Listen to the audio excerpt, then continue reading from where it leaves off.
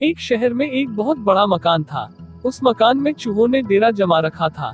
जब भी मौका मिलता वे अपने अपने बिलों से निकलते और कभी खाने की चीजों पर अपना हाथ साफ करते तो कभी घर की अन्य चीजें कुतर देते। उनका जीवन बड़े मजे से बीत रहा था। इधर मकान मालिक चूहों से तंग आ चुका था, इसलिए वह एक बड़ी सी बिल्ली ले आया। अब वह बिल्ली उसी घर में रहने लगी। बिल्ली के आने से चूहों का जीना हराम हो गया। जो भी चूहा बिल से निकलता वह उसे चट कर जाती। चूहों का बिलों से निकलना मुहाल हो गया। वे दहशत के माहौल में जीने लगे। बिल्ली उनके लिए एक बहुत बड़ी समस्या बन गई थी। समस्या से निजात पाने का उपाय निकालने के लिए एक दिन चूहों की सभा बुलाई गई। सभा में सभी चूहे उपस्थित हुए।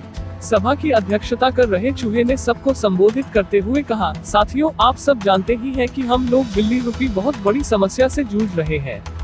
वह रोज हमारे किसी न किसी साथी को मारकर खा जाती है।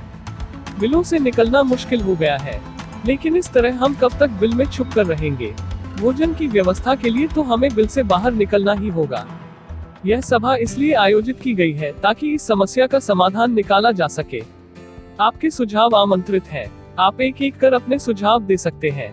एक एक कर सभी चूहों से इस समस्या पर अपनी अपनी सोच के हिसाब से सुझाव दिए, लेकिन किसी भी उपाय पर सब एकमत नहीं हुए। तब अंत में एक चूहा उठा और चहकते हुए बोला, मेरी दिमाग में अभी अभी एक बहुत ही बढ़िया उपाय आया है। क्यों न हम बिल्ली के गले में एक घंटी बांध दे।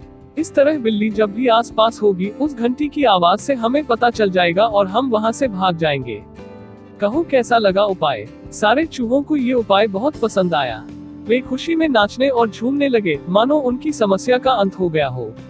तभी एक बूढ़ा और अनुभवी चूहा खड़ा हुआ और बोला, मूर्खों, नाचना गाना बंद करो और जरा ये तो बताओ कि बिल्ली के गले में घंटी कौन बांधेगा। ये सुनना था कि चूहों का नाचना गाना बंद हो गया। बिल्ली के गले में घंटी बांधना अपनी जान से हाथ धोना था। कोई इसके लिए तैयार नहीं हुआ। सभा में शांति छा गई थी। तभी इस शांति को चीरते हुए बिल्ली के कदमों की आहट सबके कानों में पड़ी और फिर क्या था, सब सिर पर पैर रख